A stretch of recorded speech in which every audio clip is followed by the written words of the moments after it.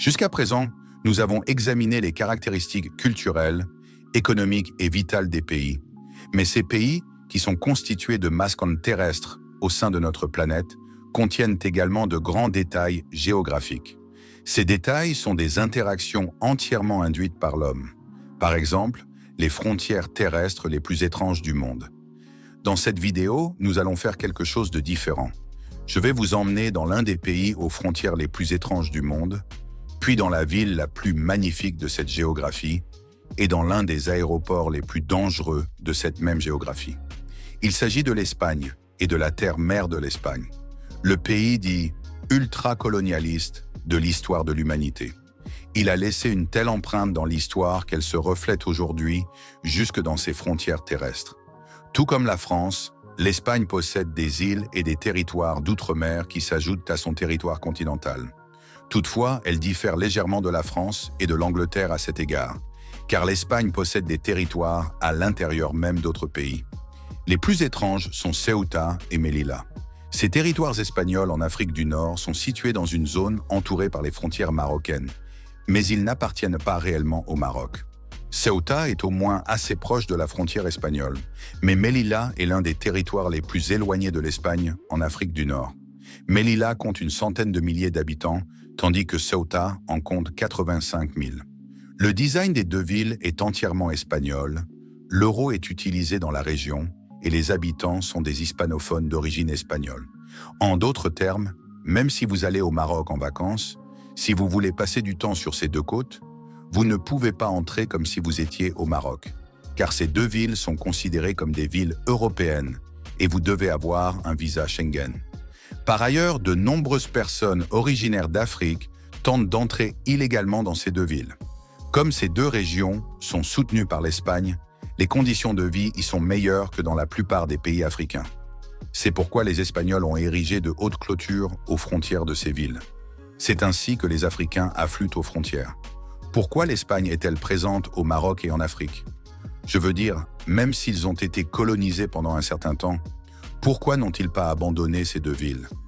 Par ailleurs, que se passe-t-il si un grand nombre d'Africains arrivent dans ces deux villes? Il y a des centaines d'années, lorsque la domination de l'empire musulman andalou dans la région a pris fin, les Portugais sont arrivés en 1415 et ont occupé Ceuta. L'Espagne a ensuite repris ses territoires au Portugal et s'est emparée du territoire du nord du Maroc, le long du Sahara occidental. Les parties centrales du Maroc étaient aux mains de la France. Aujourd'hui, comme vous le savez, le français est parlé à l'intérieur du Maroc, tandis que l'espagnol est parlé dans les régions côtières du nord. L'Espagne a réussi à conserver ces régions jusqu'en 1973.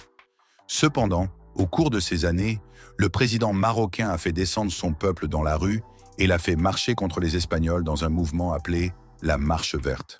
Les Espagnols ont donc dû renoncer à la plupart de ces régions. Presque tous les territoires espagnols d'Afrique centrale sont revenus aux mains du Maroc et les Espagnols ont été officiellement expulsés de leur propre géographie. Deux d'entre eux n'ont cependant pas pu être pris, Ceuta et Melilla. Aujourd'hui, ces villes sont protégées par les lignes frontalières les plus strictes du monde. Dans les deux zones, il y a des clôtures de barbelés à double épaisseur, des systèmes de caméras et des troupes armées. En outre, le gouvernement marocain reçoit chaque année une aide régulière de l'Espagne pour empêcher les migrants illégaux d'entrer dans Ceuta et Melilla. Il semble que l'Espagne ne renoncera jamais à ces détroits, car ils constituent un énorme point de repos et de commerce pour les navires qui traversent la région. Les navires qui accossent dans leur port génèrent des millions de dollars de recettes. Gibraltar, comme par le passé, est un lieu qui aiguise l'appétit de pays tels que l'Espagne, l'Angleterre et la France. La Grande-Bretagne possède Gibraltar et l'utilise comme une zone stratégique tant sur le plan économique que militaire. Par exemple, en contrôlant les détroits qui le traversent, elle peut empêcher le passage des navires ou intervenir militairement. Le détroit de Gibraltar revêt une importance stratégique en tant que passage étroit, reliant la mer Méditerranée à l'océan Atlantique. Ce passage a attiré l'attention de nombreux États au cours de l'histoire et a été le théâtre de luttes. Depuis l'Antiquité, de nombreuses civilisations telles que les Phéniciens, les Romains et les Carthaginois ont utilisé cette région. Lorsque les musulmans sont arrivés au Moyen Âge, ils ont commencé à appeler la région Tariq bin Ziyad. Pendant de nombreuses années, Gibraltar a été reconnu comme un point stratégique dans le monde islamique.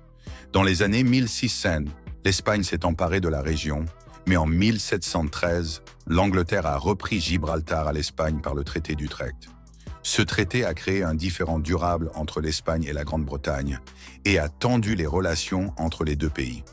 Après être passé sous contrôle britannique, Gibraltar est devenu un centre militaire et économique clé pour l'Empire britannique.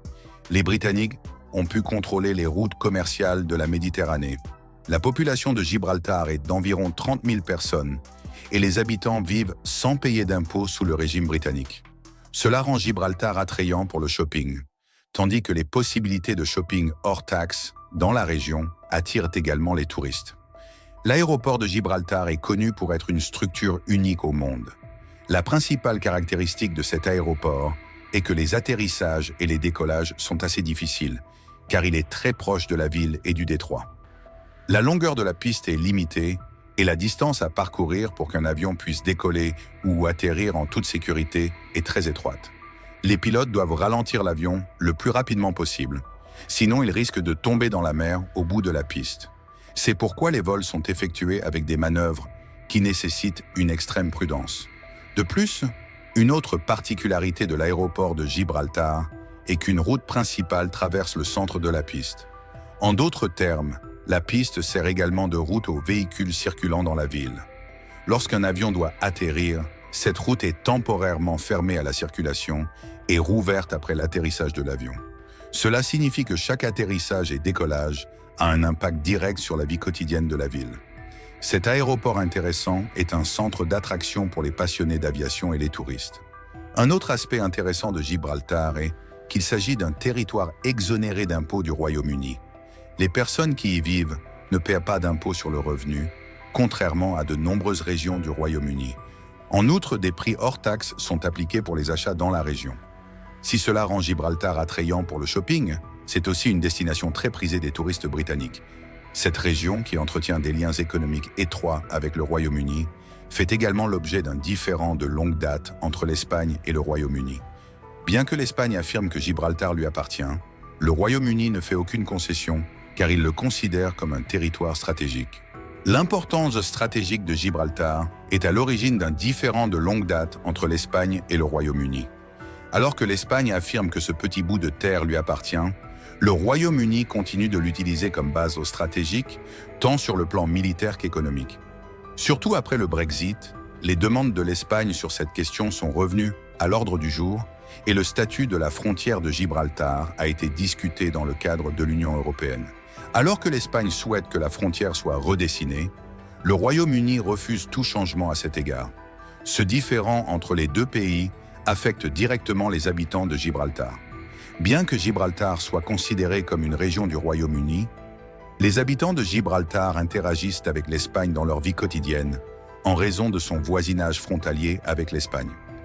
Gibraltar subit l'influence des cultures britanniques et espagnoles. L'espagnol est l'une des langues les plus parlées dans la région et de nombreux habitants de Gibraltar travaillent ou font des achats en Espagne. Malgré sa petite superficie, Gibraltar a un caractère cosmopolite.